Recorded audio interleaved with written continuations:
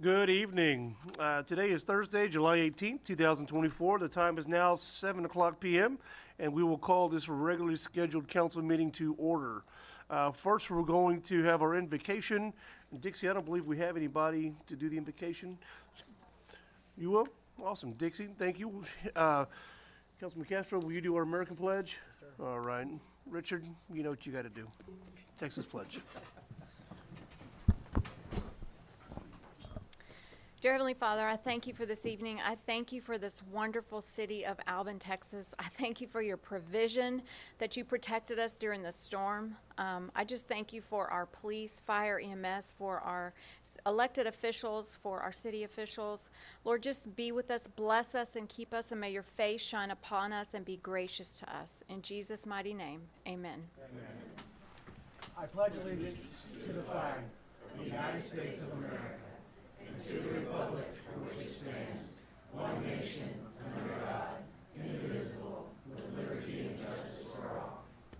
On the Texas flag, I pledge allegiance to thee, Texas, one state, under God, one and indivisible. Wow, that sounded great tonight. Thank you all. Okay. Well, I don't know why I sat down.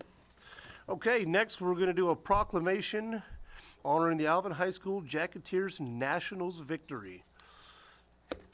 I'm going to come up front. Who is going to be receiving the proclamation on behalf of the Jacketeers? If you'll come up and meet me up front, please. Mayor, are they going to perform? Ask him. Yes. Sure, whatever you would like.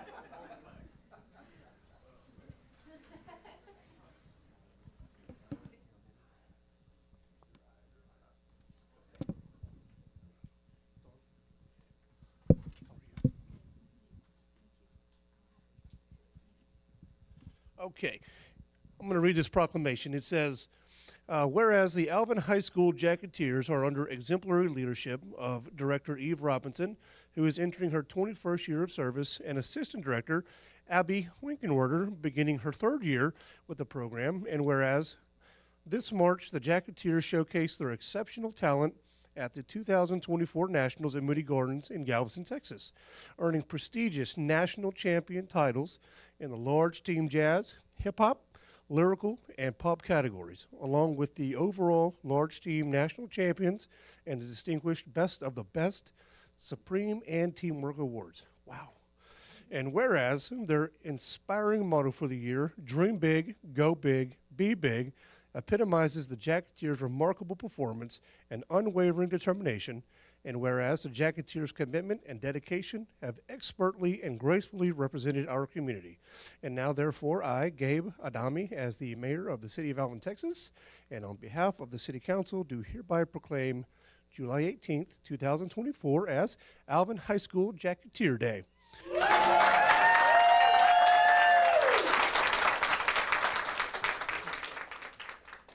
In the city of Alvin, and extend heartfelt congratulations to the finest ladies of Alvin for their hard work and extraordinary achievements. Ladies, congratulations.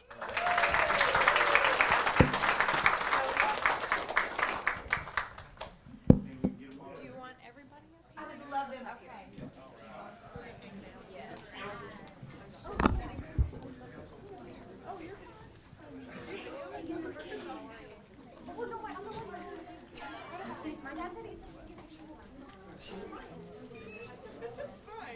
I want the seniors in front. Like the 24 seniors. I love you 25, but we're celebrating 24 seniors, please. You're like, wait, scoot. You're gonna have to create levels, y'all. Tall people in the back, sure. And we can scoot back some. Okay, Yeah, yeah, we can scoot back. Don't leave the mayor alone, yeah. Okay, I'm gonna take it, and I'll get out of your way. No, switch it. Come up here. Come on, squeeze. Tight. There you go. Okay, that's perfect. Sit up Okay, tall. Come on, buddy. ready, 1, 2, 3. I'm gonna take a few, so I don't mess this up.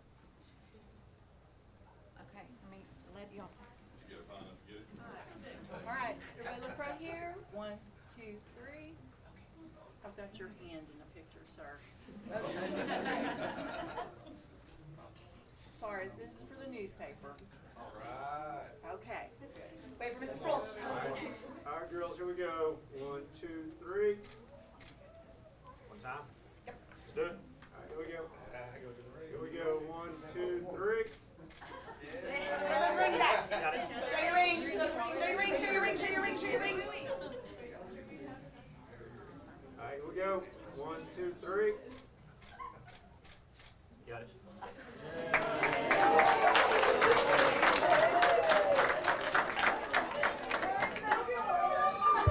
Okay, remember. Oh my gosh, no, thank you. I would love to say that this was like beyond any kind of recognition that these girls could get, and like it is so supersedes any of the awards they've ever gotten, because this kind of recognition is like throughout the community means a lot from coming from high school. So thank you so much. Thank you so much. Okay, remember when he said we're gonna go quietly out the door down the stairs and y'all can take pictures with Maddie. this? Maddie, we're going. Oh, it's yes. I was like, you're leaving? I'm leaving. Thank y'all so much. Yeah, Master's so sweet, dude. So you didn't say anything? Oh, it's okay, I cleared mine at 8. No, I'm sorry. Lovely, guys. Y'all be safe. Thank you. It's changed my.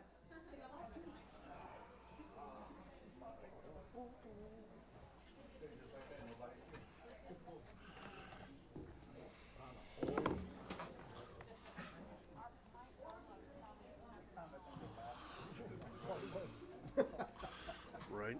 Yeah, that'd be fun for them. They'd never come back. Ba-ba-da-ba-da-da-da-da-da. No? You got 11 days like this. Ba-ba-ba-ba-da-da-da-bum-ba-dum. Remember that? What is this? Yeah, dude. Well, your son. What is this? Carol Burnett or something? What is It's our it? Jacket fight song. Bro. Was it? Jacket Pride never dies. That was our fight I song. didn't know that was a fight song. Sound like a See? pause music. Faker. He spent all his time in cut and shoot. What are you talking about? I graduated from Alvin. I know, but you spent all your time in cut and shoot. Hey, Dixie, what's the password? I just.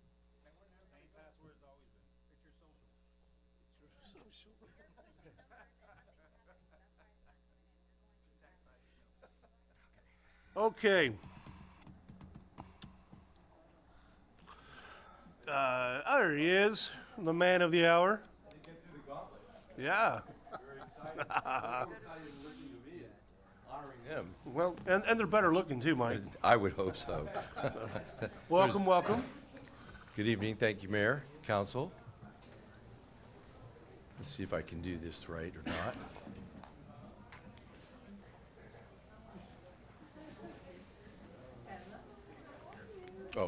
Oh, not this one.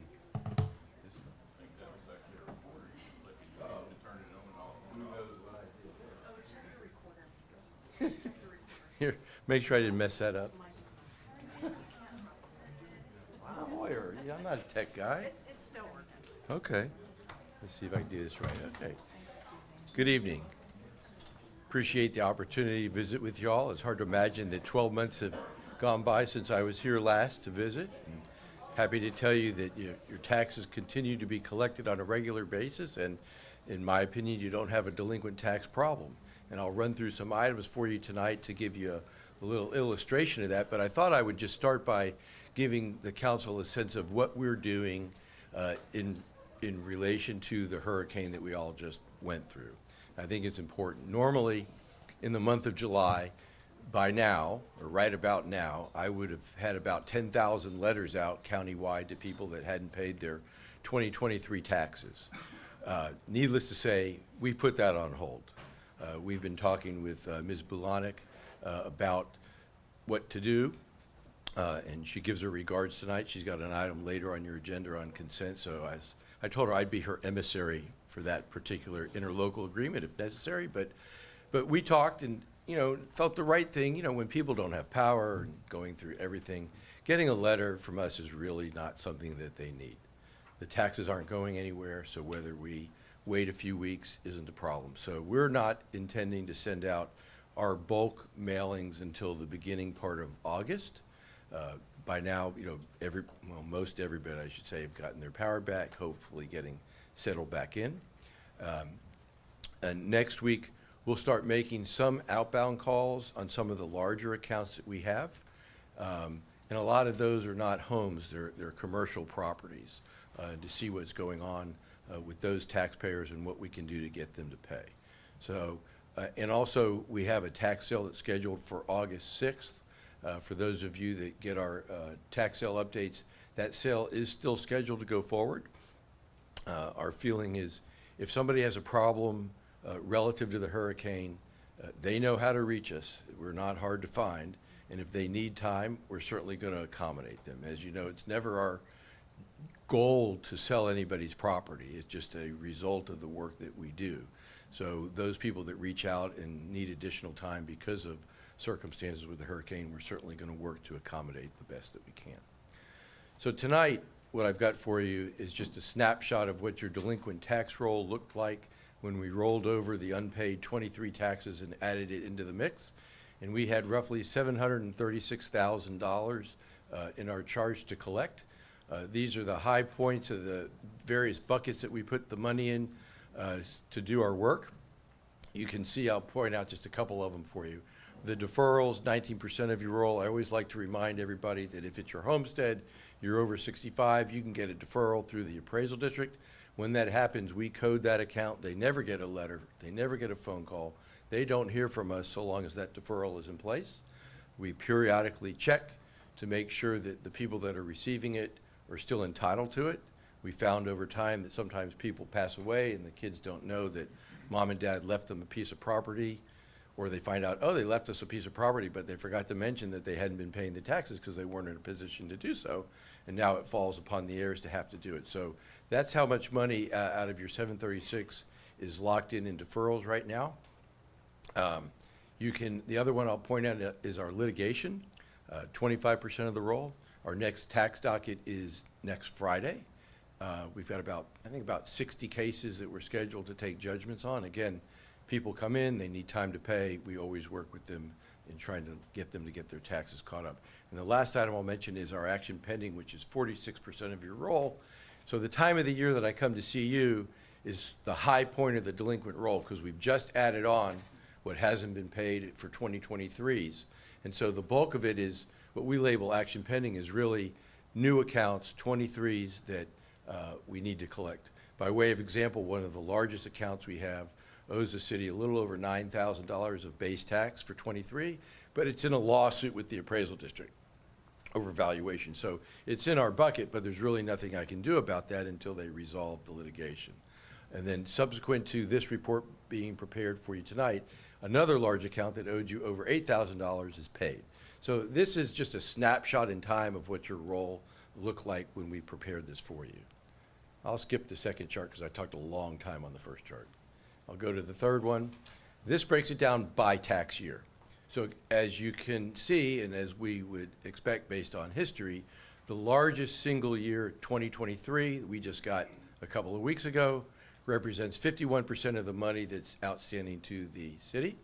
And then you can see for 2022 and prior years, the amount and the percentage that it represents to the total. And then as I give you each year some multi-year historical collections to show you our efforts, not only in the first year of a collection cycle, but in each subsequent year. I've dropped 2017, starting with 2018 this year, because at some point it just becomes too many charts to work on. And this gives you a good sense of what we're doing. So let me just skip up ahead, if I can, to the year that we just finished. So last year I stood before you and I gave you an idea of what 2022 was going to look like. And so you had 301,000 unpaid taxes. You levied taxes of over $14 million last year. And at the end of the cycle, June 30th of 2023, this is all that was left for that tax year. And in the first 12-month cycle of that, we've collected a little over 63%. So I think a good, strong percentage for you. And to give you a sense of what we're going to get, you levied almost $16 million of taxes. And you can see that the amount outstanding is higher than it was the year before. It's roughly 355,000. But take into account that your levy is over 1.5 million larger than the year before. So proportionately, this is really not a troublesome factor, you know, as though, oh my gosh, our delinquent roll is getting out of control. This is really normal based on the growth that the city has been experiencing. We'll be working on that, as I mentioned, starting next week and then throughout the year. At that point, Mayor, before I go to the fine and fee part of my report, I thought I'd stop in case council or you have any questions on any of our delinquent tax activity. Okay, I'll move it on then. So court fines and fees, Sonia's here. Where'd you go? Does a great job, and Mo, the presiding judge, does a great job. We have a good working relationship. Last year, I think she got an award, that the city got an award at Tyler Technology for being such a great court. She continues to do a great job. It's just crazy. So what have we done for you? And now I'm gonna have to cheat because my eyes are not as good as they used to be. So historically, you've given us a little over $3.7 million to collect. These are all people that came through the city, got a ticket, didn't pay, more than 60 days expired, and these accounts were turned over to us over the period of time. You can see the amount of cash that we've collected for you, the amount of cases that have been disposed of by a non-cash method by the court for an aggregate resolution rate of almost 70%. You can also see the number of addresses we've corrected, letters that we've mailed, phone numbers that we've had changed, and contacts that we've had with your taxpayers. Last year, I think I told you about coming in and starting to get into the texting environment, and as IT does, it's taken us a little longer than I had hoped to go live on that. We're hopeful that in this next quarter we will go live, and Sonia's graciously agreed to allow me to allow her to be a guinea pig in our texting effort, because the belief is people don't look at the letters. You know when you go home and you got a pile of mail and you see something you don't really recognize, you're not necessarily going to open it, you're going to toss it. So we're trying to get a way to communicate with people that's a little better than a letter. We think texts are a way to go, as well as emails. And as we, through our address research, accumulate emails, we send out notices via email, and then by having cell numbers, we're going to communicate that way, and we think we're going to see an improvement in the contacts that we have, and in our ultimate goal, which is to drive the violator to your court to let your court decide how to handle that particular violator.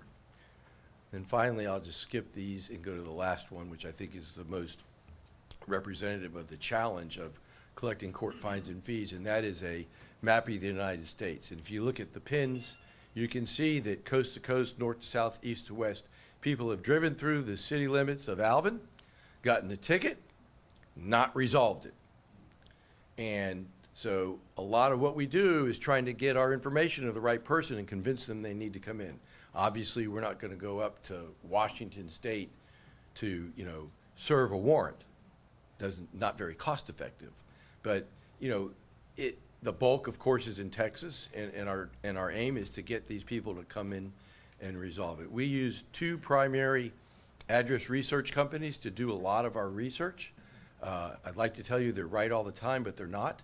And I've mentioned to you in the past, the other major challenge in the collection of this debt is the fact that when an officer stops somebody and they hand them their driver's license, oftentimes that license is not reflective of where they're living.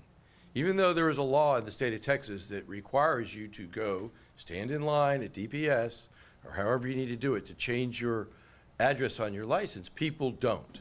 And so the court puts the information in, they send out their notice, they don't get a reply. 60 days goes, they send that information to us electronically. We take that, we scrub it for address research, see if we can get a better address. Oftentimes there is no better address than that last address, and we mail out ours, and hence you got all those people all over the country that haven't resolved. So it's a challenge, it's something we work hard at every day, and I appreciate the working relationship we have with your court. With that, I'll be happy to answer any questions that y'all may have on this or anything else that we're doing on behalf of the city. Mike, First of all, thank you for the information. I really like the texting idea. I could speak to someone who's younger and get slower than I allegedly ran a red light. Let's just say allegedly. And Chief, remember that allegedly. And anyway, I kept on getting letters in the mail, and I just frankly didn't read them. And a text for younger people would be phenomenal. A great way to communicate and make sure that I had no issues coming up. But I had a question about the tax delinquent.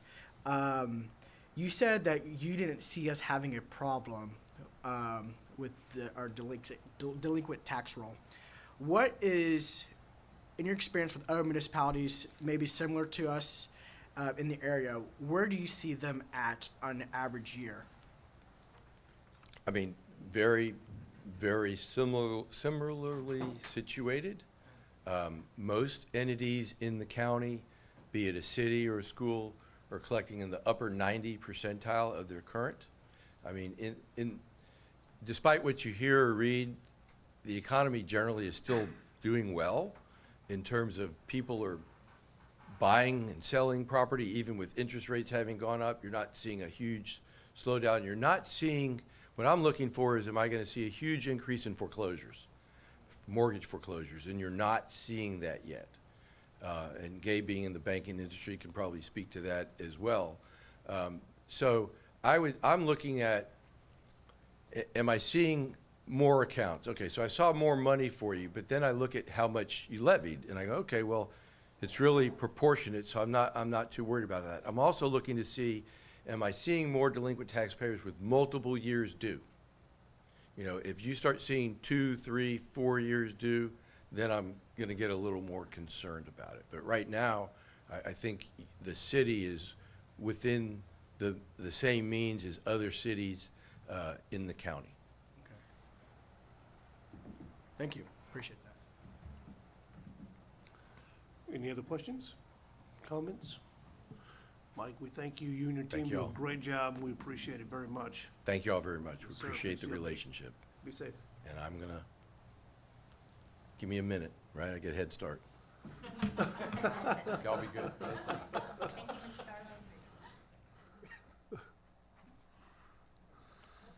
All right. Next, we've got a presentation for the Alvin Livable Center study. Mr. Chavez. Chief, I deflated his tires. Easy to catch. Good afternoon, Mayor and Council. My name is Paul Chavez. I'm your Economic Development Director, and I am very pleased tonight to present the person who will be showing you their findings on the Alvin Livable Centers program. We are near the end of this 10-month process on the study for this particular area of Alvin. We have a representative from Kimley Horn who's been in charge of this particular project and presenting its findings to you. We're very excited to see this come to a conclusion, especially now, because we are now about to start our comprehensive master plan update, and so the two will be dovetailed together. And this is truly a dream for economic development and for city planning. So with that, I'd like to bring up our representative from Kimley Horn, who will make our presentation tonight. Oh, thank you.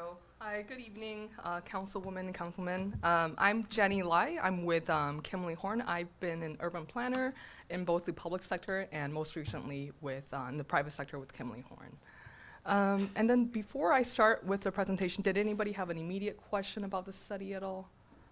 Okay. Okay. So as Paul had mentioned, we'll do an agenda for the presentation, so just bear with me, okay? It won't be that long. It won't be that long.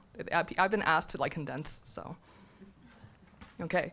So since it's been 10 months, I would say this project can be broken up into 2 parts. The first part was public engagement and finding the existing conditions, and the second part was recommendations and then revisiting the public again, making sure that whichever we're recommending is in line with the community. Okay, so we started this project back in August of last year, and as you can see in the map to the right here, so that beige area is the study area within the Alvin city boundaries. And so in this year-long project, we're really mostly aiming at transportation improvements and recommendations for non-motorized transportation, housing, railroad crossings, and roadways and intersections. In addition to that, there's definitely components in public engagement. And then lastly, the part we're wrapping up right now is the funding and implementation portion of this study. Okay, and this is the general schedule. So back in May of last year, we did our existing conditions data collection and analysis, and by springtime, we did our recommendations, and we had another round of public engagement, and right now, we're getting close to wrapping up our final report. So to get to where we are today, so we'll go through our first round of public engagement. So during our first round of public engagement, we had one stakeholder group walk audit. So the stakeholders are different members from the community that were invited to join to represent the community. So in that activity, we had 4 different routes in which the stakeholders walked with our project team along various parts of Alvin study area. And then we also attended the Trick or Treat trail event on October 31st to get feedback from the community. And then in addition to that, to reach those that couldn't join us, we also hosted online. So what we did for engagement activities is we had a budget activity in which we asked the participants to vote on the top 6 categories you guys see right there and see how they would want you guys to prioritize their funding. So it's a little almost like a money spending activity. And we also had a general map where we asked for feedback. In total, we received 332 different responses, separate responses, and we received 41 comments.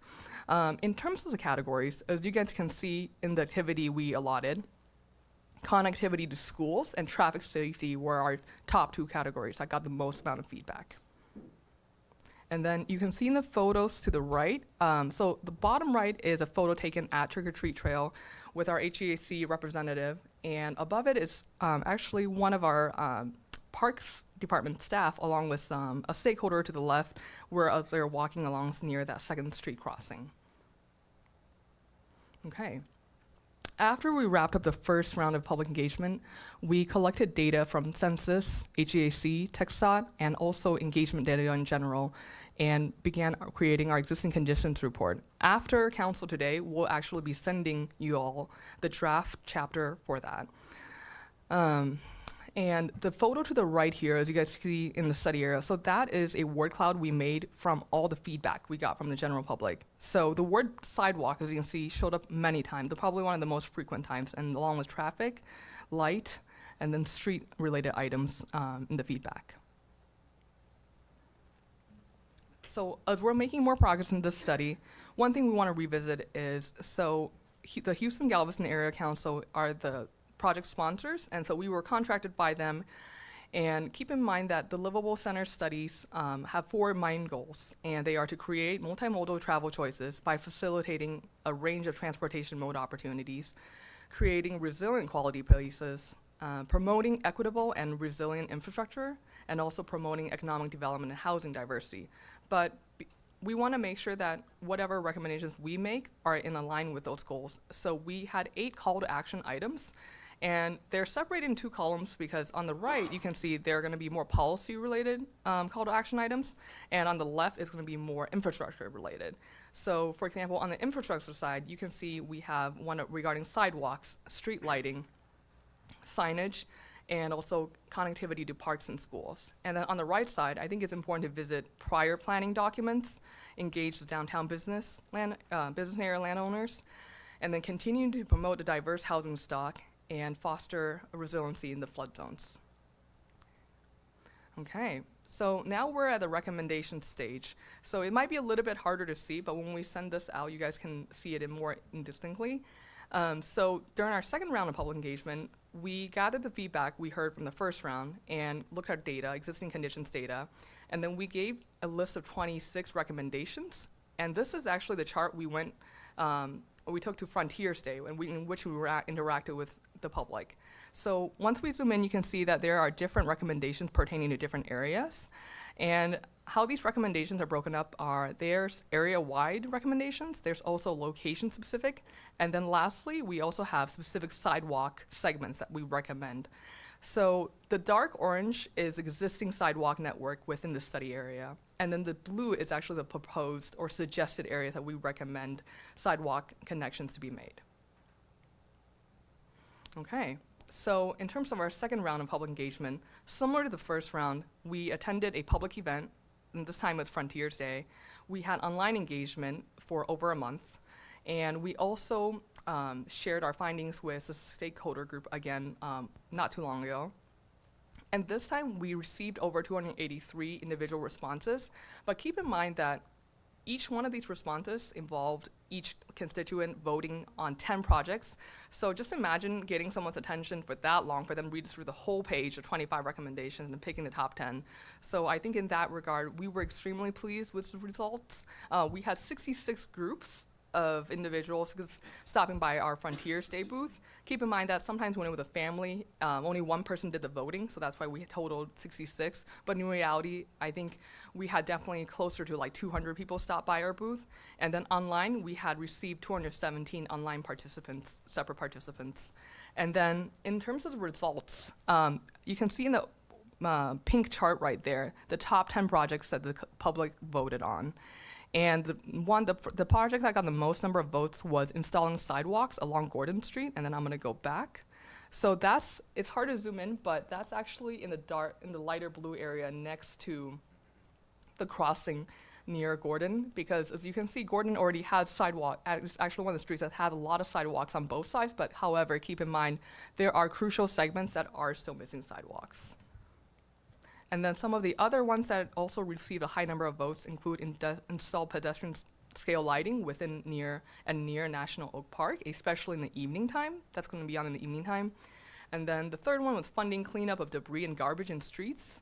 And perhaps I think the one that was really popular and we got a lot of questions about was organizing a street closing pilot program near Sydenham and Sealy to encourage local markets and small businesses. That was one that I could tell from the general public, there was a lot of excitement about that. Okay. All right, so we talked about the recommendations, but now we wanna kind of give you guys maybe a potential idea what it could look like. So we did have a sub-consultant that produced renderings for us of before and after potential things we can do in the community, okay? So to start with the before, we coined this area, also known as Sealy and 2nd Street, as the gas station corner. I know the locals probably refer to more as near Juanitas. At least that's what I heard from the stakeholders. So this was something we heard this intersection was something, the feedback we got from both the stakeholders, and when we first started this project, this is an area that we want to look at, in particular because 2nd Street fronts into a residential home right near towards the bottom of that screen, and it's an awkward T intersection, so that was one that we were asked to examine. So one of the recommendations we had suggested is to realign the roadway to improve safety and access for vehicles and pedestrians. So this is the before, mind you, from a bird's eye view. And this is the potential. So what we're seeing here is if for example, the city can acquire or can work something out to purchase the land from the gas station and also part of the storage area to the left, that area can be turned into a pocket park. And then this could be lined into an S-curve. This way, for individuals stopping from full 4 directions, it was a lot more natural process. And then especially for pedestrians and bikers, that way I think you have a lot more visibility. And additionally,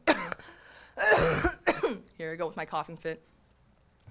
And then as you can see in here, there's also some room for potential placemaking where there could be some added Alvin placemaking and branding. Okay.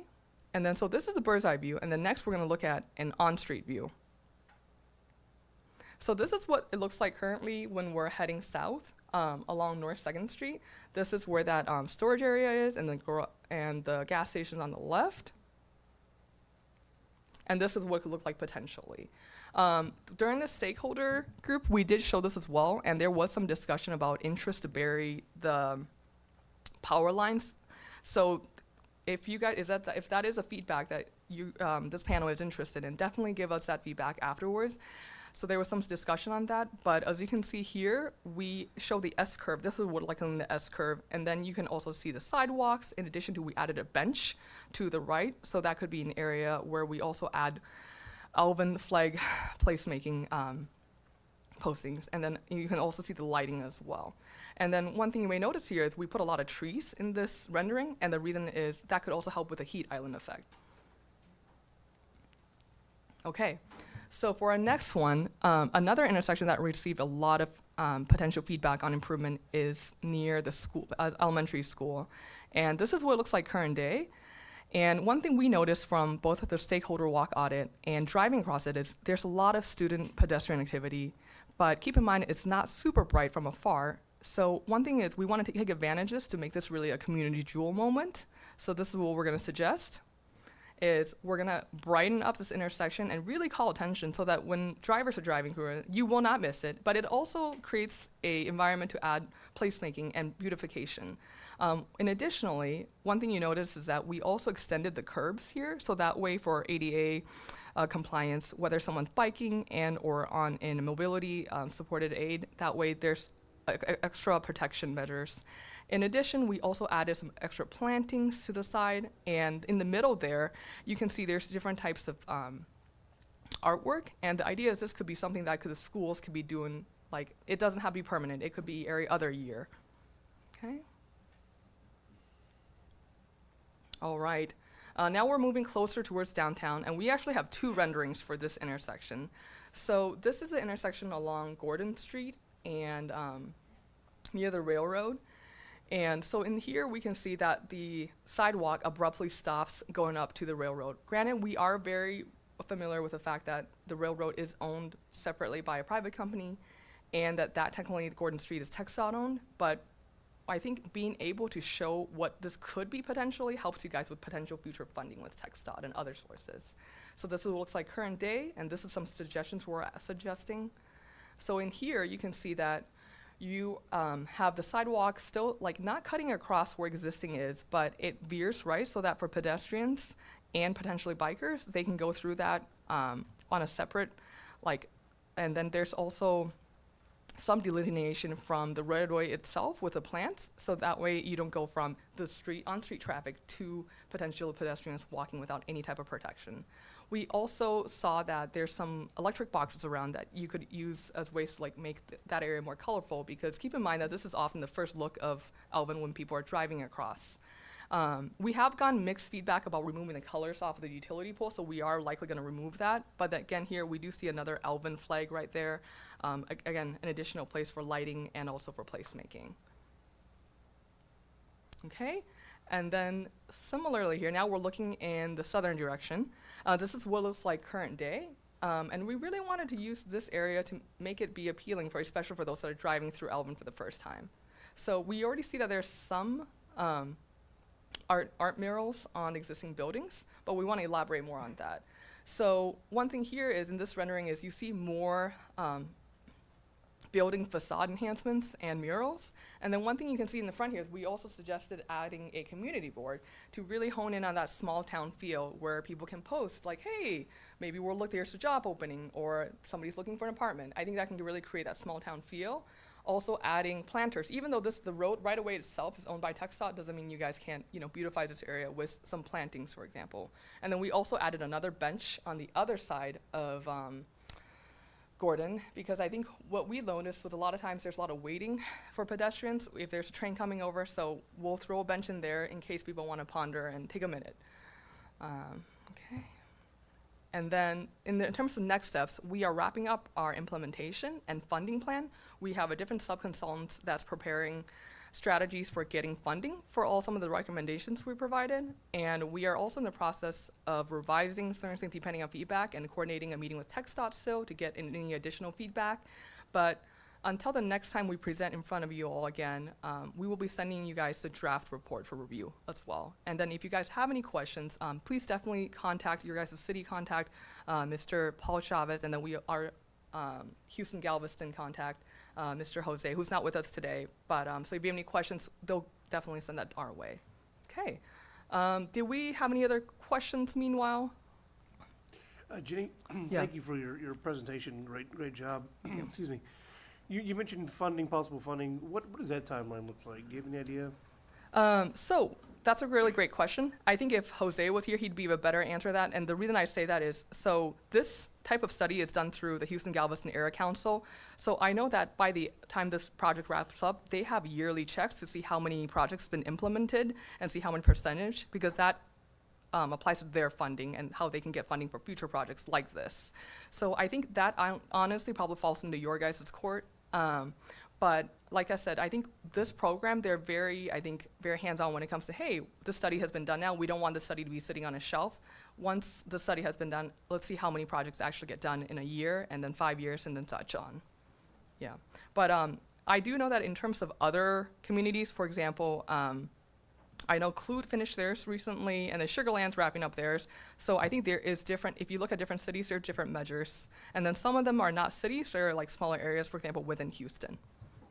What's the shelf life for this study in terms of its viability and what we would use for grants? Yeah, definitely. So when I've been talking with our sub-consultants so far, we've had the recommendations been break down into short-term, mid-term, and long-term. So what we've been discussing is short-term is roughly in the next 1 to 2 years, and then all the mid-term recommendations are next 2 to 5 years, and then in the long-term recommendations are 5 to 10 years plus.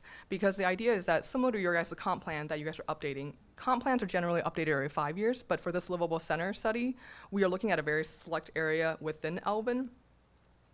And so keep in mind that similar to your guys' comp plan, if this area is being examined, I would say by the time 5 year comes up, I think you guys should revisit census data, revisit where the goals are. Thank you. Any other questions? Comments? I like the, very good job, very Thank you. good presentation. Appreciate And I it. like how you put it together. The, Kimley Horn, working with HGAC, the Second Street, how the realignment as well, and you talked a little bit about the power lines, and because of the recent stuff that we're going through Yeah. with the hurricane, and this is just not this particular event, but past events as well, is working on the power lines as opposed to having overhead power lines, putting them in the ground. I know the governor had talked about it in one of his speeches and stuff very recently, is talking about looking at other alternatives, as well as working with the Public Utility Commission on lower line levels underneath those power lines, that there's no requirement that if a provider goes out of service or doesn't offer services in the particular area, there's no requirement to actually remove those lines. And I think that that's a part of Alvin as well as other jurisdictions in our area where we see things just sitting there hanging or falling down and not being maintained, is just because those services or those providers are out of service and stuff. But I really like the fact that, focusing on that and looking at things as we beautify an area, Yeah. Beautify everything to, and maximize our possibilities to remove those areas and make it look good for long term. Definitely. And, keep in mind, for the sake of council, this is a very, very condensed version of the version we even gave Planning Commission and or stakeholders. One thing to keep in mind is it's not just beautification too. So in one of the maps you guys will see in our draft report is, in terms of national evacuation routes, and then let me go back to the original map in the study area. So the evacuation route for within this study area is actually along Gordon and also Highway 6. So one thing that was mentioned to us is that this western area of the study area experienced some of the worst flooding. And then so, for example, during not Harvey, I'm not Texan, as you can probably pick up by now. During evacuation time, they have to get all the way to the right. So another reason we actually suggested a second street realignment is that we want to open up that idea of being a potential another secondary evacuation. So for those that are in that side, they don't have to get all the way to the right. Right. Yeah. Yeah, thanks. Anything else? Okay, yes, well, we're very excited to share with you guys the draft report. That will be a lot more to read, so just carve out time for that. But as of right now, I believe we are on schedule for next month. So, and the hope is that we get all of our questions and comments addressed in between that, so that when we present next time, we'll be asking for adoption. So, Great. okay, Fantastic. all right, thank you. Thank you.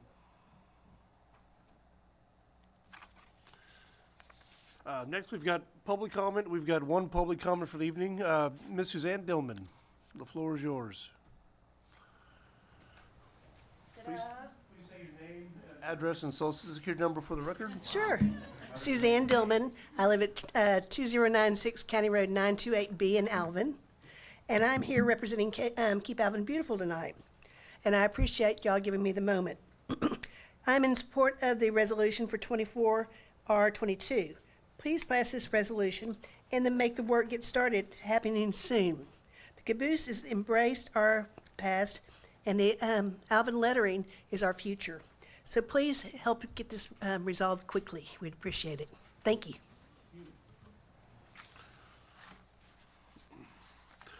Okay, next we'll move on to the consent agenda. Councilman Garvey, do you have anything you'd like to remove? No, sir. No, Mayor. No, Mayor. No, sir. Nothing. Entertain a motion. Second. Please vote.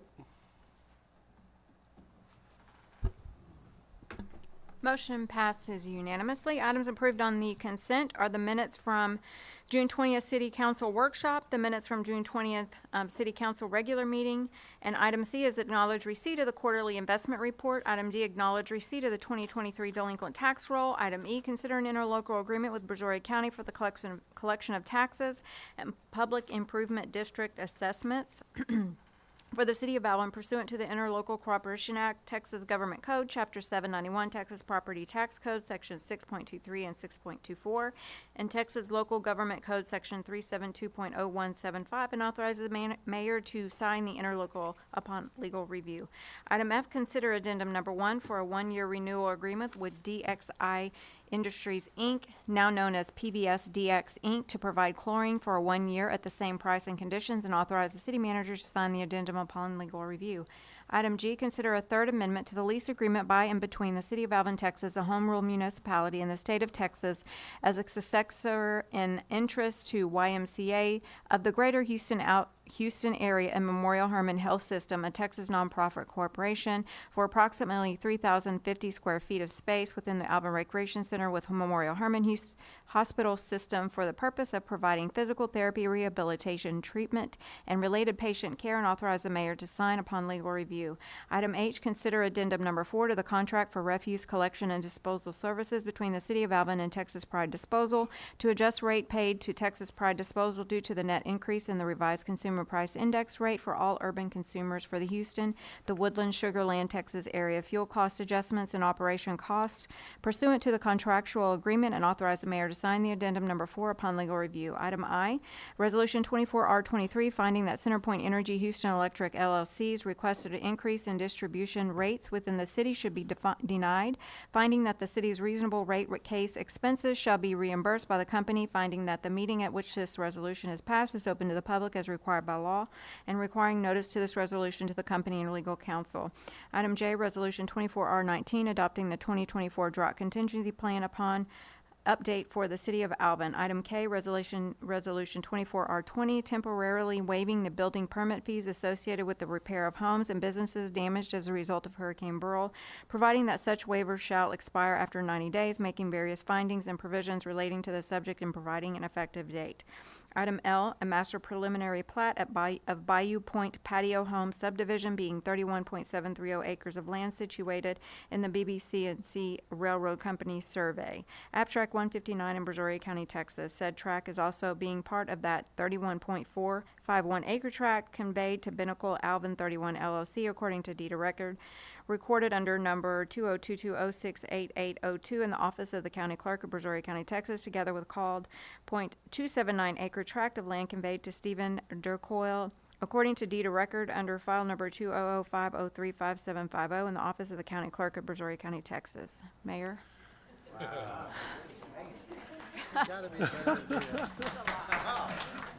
Did you do that in one breath? That was Yes, crazy. basically. Man. All right. Thank you, Dixie. Next, we're going to move on to other business. Item A, consider Resolution 24R21, accepting the petition for annexation of approximately 107.1041 acres of land in Brazoria County, Texas, into the corporate city limits of the city, setting an annexation schedule, calling for public hearings, and providing for other matters related thereto. Suzanne? Yes, good evening, Mayor and Council. I will not talk as fast as Dixie. This is the property that we just talked about in our workshop. This is the first step for annexation into the city. This is the property that is north of Forest Heights. So what this what this resolution does is formally accept the petition for annexation and sets the 2 public hearings that are required by state statute. Those public hearings are set for August 1st and August 15th, and the reading of the ordinance is scheduled for September 5th. Happy to answer any questions. Mayor, I move to approve Resolution 24R21, accepting the petition for annexation of approximately 107.1041 acres of land in Missouri County, Texas, into the corporate limits of the city, setting an annexation schedule, calling for public hearings, and providing for other matters related thereto. Second. Thank you. Please vote. Motion passes unanimously. Great.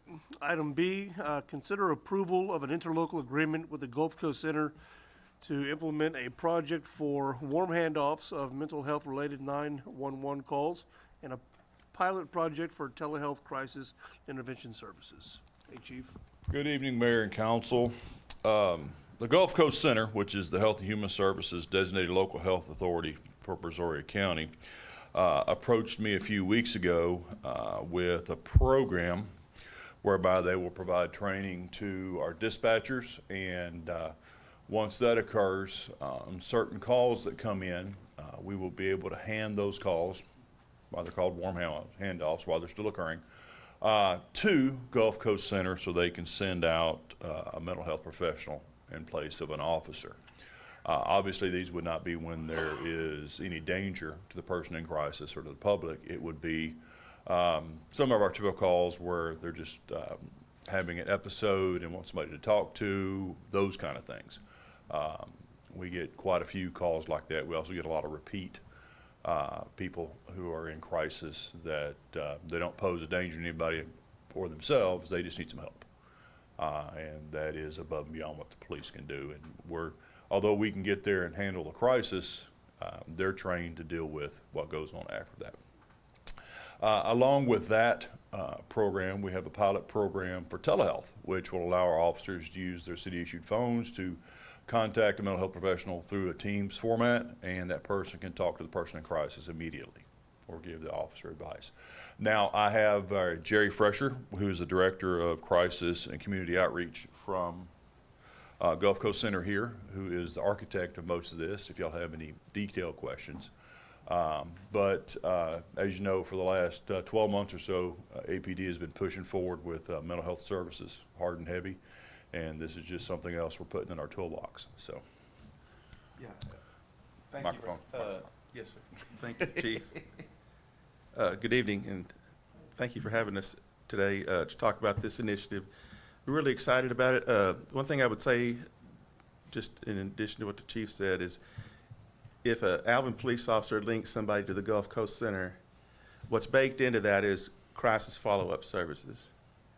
We stay engaged with that person doing follow-up with psychiatry, therapy, case management, psychiatric medications, whatever it takes to stabilize that crisis. We stay with them until that episode is passed, and then we work to get them into more traditional psychiatric outpatient clinic services. So my staff really do also work to kind of close the loop with the police to make sure they know the outcomes of these referrals, because quite often they might call us to see somebody. The patient might say, I just couldn't get any help. Things didn't work out, and that's almost never the case. In this scenario, they'll know the outcome of our assessment and our interventions and what's planned for the person. And I know we're going to work real closely with Detective Humbert, and she's focused on crisis follow-up. This should reduce your repeat crisis, folks that have to repeatedly call the local police. What it does is it pairs up a peace officer with a clinician, and we think that's better than just the traditional law enforcement only response, which was all they really had for a long time. And in the 911 training, I do that. Not all these calls, like the Chief said, they don't all need EMS. They don't always need a police officer. And if the 911 call taker follows a call tree that we give them, you rule out that there's no weapon there, there's no threats of violence. They seem agreeable. that's perfect to hand off to the Gulf Coast Center Crisis Line, and I'll train that. And we also, we do mental health peace officer training, and that's another offering that we're happy to do with the Alvin Police Department. So we're getting around. This is my job. I get around to all the local law enforcement and try to get the awareness up about these services and see where we can fit in, where we can fit in to help. And so be glad to take any questions that you might have. And So this is a pilot program. Is this a pilot program specific to Alvin, or just in general, this is the first time you've partnered with a local PD with telehealth to do something like this? we partnered with, I've done the city of Galveston. We did 911 training. Their initiative was we actually embedded a crisis worker with GPD. And during the off hours, when that, they call it the coast team, when it's not operating, they can reach out for these services that we're talking to you about. We talked to Texas City, Lamarck. They're all going to do this telehealth. What it does is it increases the incentive for a peace officer to call us because it cuts out the response time. They don't have to wait for us to travel to you. It's you know, virtual, just like you do a video chat with anybody. Kind of trying to recall. We went up. Freeport's going to do it, and your Brazoria County Mental Health Deputy Program. There's two initiatives there. Most police departments, and I'm sure that the chief has a MOU with the Brazoria County Mental Health Division. We've now embedded crisis workers with that team too. So if you get that team dispatched to crisis in Alvin, our clinicians are there. And during his off hours, when he's not, when Brazoria County, they call it the crisis co-response team, when it's not operating, they rely on this telehealth service, and they've had good outcomes. So, thank you. Thank you. Question. I think this is great. Just a little bit, maybe a little too personal, but I lost both my brother and my dad to depression, and I wish that they had the resources or they knew about the resources that y'all provide. And I think the fact that y'all are partnering up with the PD, it's phenomenal. I'm glad that we're being proactive in that, because I recently read a study that 70% of suicides are men, and 10% of people who suffer from mental illness actually get help.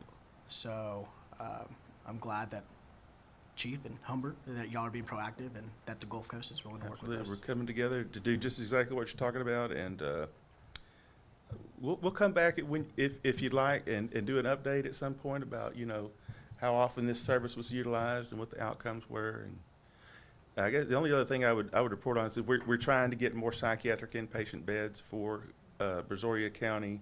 Done a grant application for 10 dedicated psychiatric inpatient beds, because this team that we're talking about, this collaboration, they need a place to send people if they need inpatient care. We have that right now at Sun Behavioral, but it's 20 beds for 2 counties, and it's, you know, it's not enough. So good things are coming. Appreciate the time this evening, and be glad to come back and update you later. Yeah, that'd be great. Thank you. Thank you. And just so to let you know, this is not going to put any type of crimp in our other MOU with Community Health Network. I will be coming back at the next council meeting with an addendum to that MOU. And either at that one or the next council meeting, I'll also be coming with a budget amendment. Thank you. Because they have, in fact, the qualified mental health professional is starting Monday? I think so. Monday. So, and they have several weeks of training with that, and then after that, we'll be hitting it hot and heavy. And with that program that we've talked about and this one, I think we'll have covered just about every base we can possibly do. So. How does this position us as a police department? I know it puts us a step above other departments. I mean, are we really progressing? Oh, yeah. Oh, yeah. We'll, in fact, we met the other day with Community Health Network to make sure, well, to get an update on the hiring. And we reiterated that we want to make sure that not only are we working as closely as possible with Gulf Coast, but they will as well. So between what Gulf Coast is able to offer, plus Community Health Network is able to offer, like I say, we should have just about everything covered we can possibly can. And moving forward from there, it's going to be in the hands of our mental health detective Humbert and Crystal.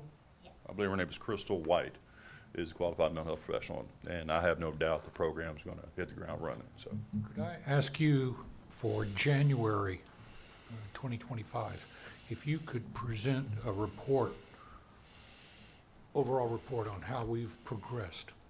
can I pass that on to the detective since she's going to be doing the work? And Yeah. Sorry, Jenny. that's called voluntold, if y'all have it. Yeah. Yeah. But I want a good report to see that we've progressed, that Sure. everything we're doing is substantial. Any other questions? Entertain a motion if there's no more questions. Mayor, move to approve an interlocal agreement with the Gulf Coast Center to implement a project for warm handoffs of mental health-related 911 calls and a pilot project for telehealth crisis intervention services. Second. Please vote.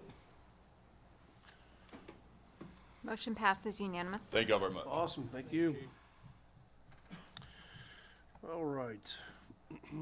Consider Resolution 24R22 of the City Council of the City of Alvin, Texas, authorizing the placement of a restored caboose on the east side of the depot and for the landscaping and art installation at the corner of West Willis and North Gordon Street, and setting forth other provisions related thereto. Mr. Rowland? Yes, Mayor Council, this resolution just formalizes what was discussed and the directive that was given to staff at the workshop, basically placing the caboose at the depot and also the beautification and art installation on the corner of Willis and Gordon. Very good. Questions, comments? If not, entertain a motion. We decided to not make it operable, right? You can't go through it, the caboose?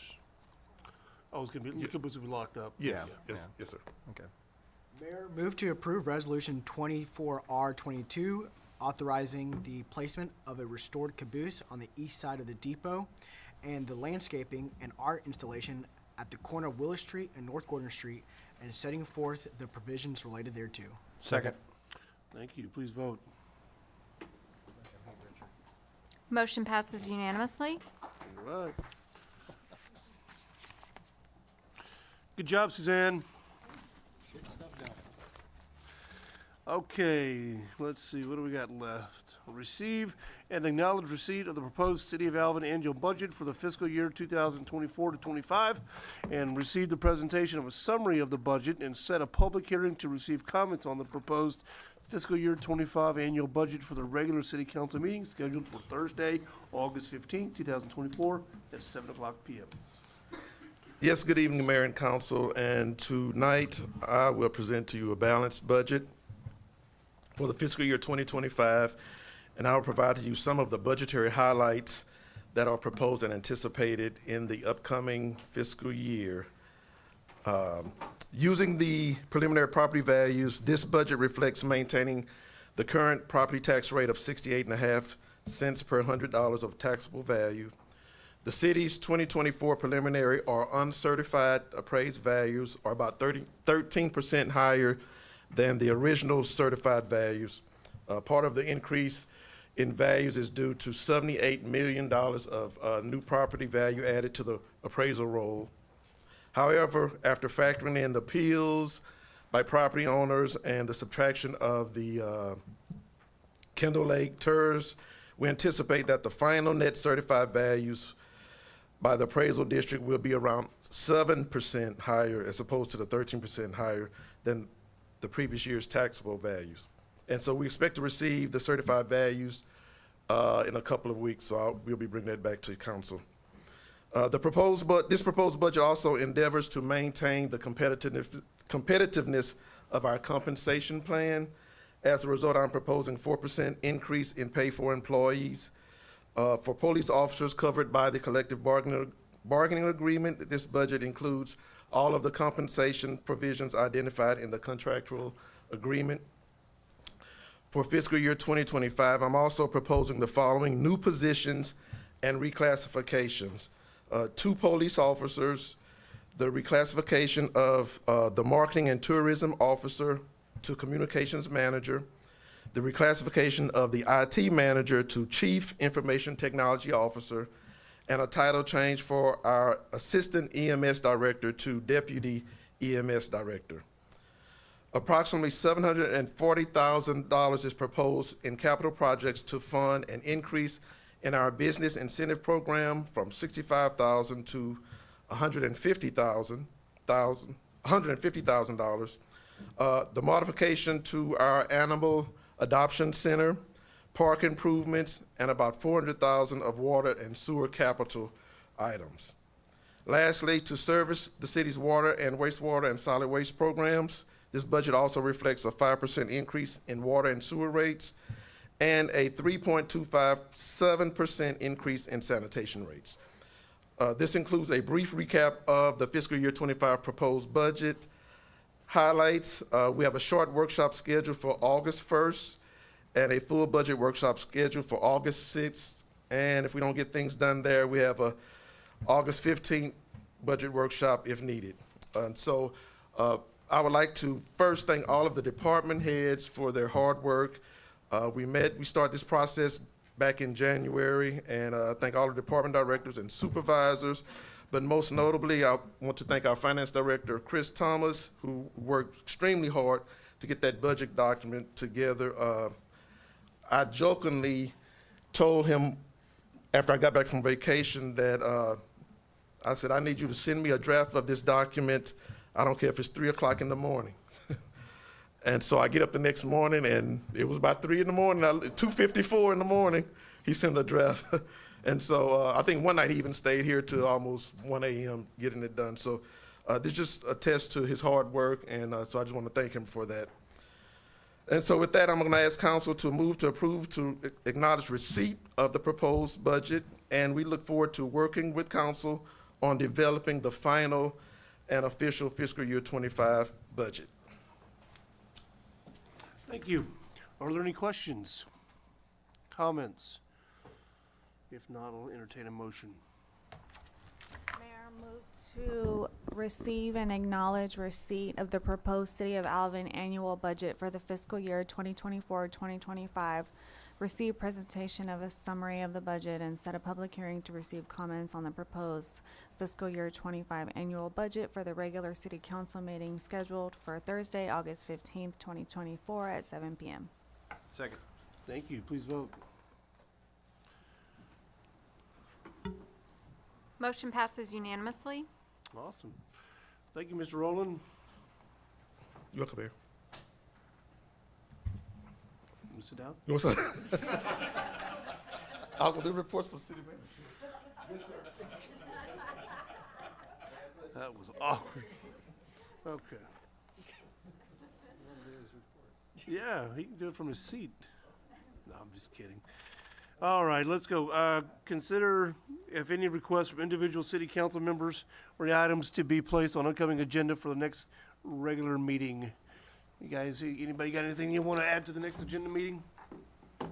No? Nothing. All right, good. Mr. Rowland, you're up. Turn to the floor, sit down. So I just basically want to update council and the citizens on the aftermath of Hurricane Beryl. As of 10 a.m. this morning, Texas, New Mexico Power reported that they have restored 99% power in Alvin. The debris collection has begun. The latest report I have received shows that CrowderGov has collected 102 loads of about 4,700 cubic yards of debris. The contractor is estimating a 30 to 45 days to complete the whole entire debris collection in our community. So we want to please ensure that all debris piles are away from meters, lines, and fire hydrants, and not placed in ditches and roadways. Another report, while we know that everyone was impacted in some kind of way from the storm, staff's initial assessment of the community noted 17 residential properties and 9 commercial properties that experienced what FEMA classifies as major damage, and what Major damage means it's significant structural damage requiring extensive repairs. So for those in needs of tarps, the city received 120 tarps for distribution. Those tarps can be picked up at the Public Services Facility during normal business hours. The city is currently being assessed and evaluated to host a FEMA Disaster Recovery Center in our city where citizens can meet and with FEMA reps to file claims. We are waiting to hear back from FEMA. As soon as we do, we will let the citizens know. However, in the meantime, citizens can apply for FEMA assistance via www.disasterassistance.gov or by calling 1-800-621-3362. The Alvin Recreation Center daily admission fee will continue to be waived through Saturday. So Saturday is the last day, and we will cut that off. And so, summing up, we just want the citizens to continually to follow the city's social media outlets for up-to-date information. And so we have so many people to thank, the community, the local officials, city council, the commissioners, the county EOC, Texas, New Mexico, Centerpoint, all the linemen. But I just want to give special kudos to our amazing staff. You really get to see their heart during times like this, and I just enjoy it. I think I sent some of them an email just telling them, I said, this is not being cheesy, but I see your heart, and I really appreciate what you do. And I would just say this, I would put our staff up against any community as far as dedication to this community. They love this community, and we have some people stay up 36 hours working, making sure that our citizens were taken care of. And so kudos to the amazing staff, and I really appreciate you. That's all I have, Mayor. Hear, hear. Thank you. I'd like to echo your sentiments. We do have an amazing team. I'm proud to be here, and I'm proud to be amongst you leaders up here, but we truly do have the best staff. Brandon, I know you were the one that was up for 36 hours, weren't you? Yeah. You know, we've got some unsung heroes in that department that make sure that, you know, the water keeps going, you know, the toilets flush, the wastewater treatment plant keeps going. So, you know, thanks to those people. There's a lot of people that don't realize that, you know, we're all hunkered down in the storm, and we've got guys out there battling the elements to make sure we still have running water, and we take that for granted. So thank you as well. I'd like to, you know, it may not be my place, but I'm going to share. Many of you may remember Keith Thompson. He served here on council for a while. I regret to inform you that his son passed away. So keep Keith in your prayers, if you will. I know it was very hard as a father of children. I can't imagine losing a child myself, but I know it's hit Keith pretty hard. So just, you know, keep him in your thoughts and prayers. And I would also like to personally thank Scott Gordon and the Cole Gordon Helping Hands Foundation. Through his generosity, we were able to do a community feed event. We did a bit of shrimp boil. See some of the volunteers in the room. We had some rock star volunteers. They came out and worked all day and really showed up and showed out. And we had a lot of grateful people come through and get shrimp and hot dogs. And then when we got done there, we went back to his ranch to offload and got another phone call to feed more linemen. So the volunteers got back to work, grilled 120 more burgers in the rain, and then had and helped out our sister community over there in Manville. So I'm proud to be an Alvinite, and I'm proud to know a lot of you guys that just step up when duty calls. So again, thank you from the bottom of my heart. Oh yeah, and happy anniversary. Yeah. Years. With that, Glenn, what you got? My condolences to Keith on his loss. Second thing is throughout the hurricane, talking with a lot of citizens, they were highly complimentary of the city staff out there, the guys on the street, doing this, doing that, helping when they didn't have to help. They were just doing it on their own. And I had a lot of people say, you know, make sure you tell whoever. So it's just a tremendous effort on so many parts. There was so many people helping each other, and that was tremendous to see. But anyway, thank you. I don't really have anything to add. You guys said it all. But yes, thanks to all the linemen and all the first responders and the city staff and everybody. I know everybody was working really, really hard. I wondered, you know, what can I be doing? I want to do more. And so I was happy to be a part of the helping hands, you know, providing meals to the public and things like that. But definitely proud to be an Alvinite, and I love to see the community come together like that. So that's all. Very well said, Gabe, what you said. I think one of the things I really love about Alvin, we're a growing city, and when I think we all hear it all the time when we're up for a campaign that, you know, people are worried about our city growing, and they're worried about their growth and like that we're going to lose a small town feel. But throughout like the devastations of Beryl, and even Harvey too, but especially Beryl, like I was able to see like it's not about the quantity of hearts in Alvin and how many people are here, but about the quality. And I just saw so many people. I mean, I think all of us on this table stepped up and helped when we didn't have power. So many other Alvinites and organizations came together to help people out, and they didn't have to. And I didn't see many other communities doing the same thing. And we just have tremendous people working for the city that have a great heart, and tremendous churches, organizations, the staff, this council. So we're really proud of Alvin and really proud to be an Alvinite. Thank you. I would also like to extend my condolences to Keith and my gratefulness to the staff and the city employees and the community and the first responders that helped out during the hurricane. It was really nice to see the responsiveness in the city and all the updates we were getting from staff about everything that was going on. Just tremendous to be a part of it. I'm the same. I'm going to echo the exact same thing, but I'm also going to say that this is a good example. Hearing you all's thank yous and the support that we give here on council, but especially to our public works director, Brandon, and especially Ron Smith. I work with him daily with emergency management and at the county level. This gentleman is very prepared, make sure that our county is prepared, and as well as Ms. Roberts on the PIO side of things, and making sure that our citizens are very well informed. Information is out there, preparing for a disaster. That's what makes us a great city and prepares us for a disaster, and that shows how fast we can also recover from anything that's thrown our direction, and that's what makes us great. It's awesome working here.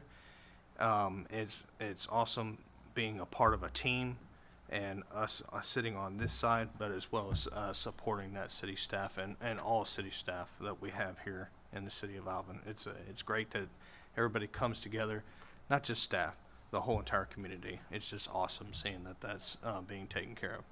There's a lot of people that were out and left that had to go to work. Sometimes, you know, I did it. I had to leave and go to work, and that takes me away from here, you know, and I definitely want to be here. But I do want to say that through that and the preparedness piece of it, my 16-year-old daughter sat through this storm, and how well I prepare my family, she sat through this storm by herself, but I knew that she was very well protected by everybody in this community, and she was watched over.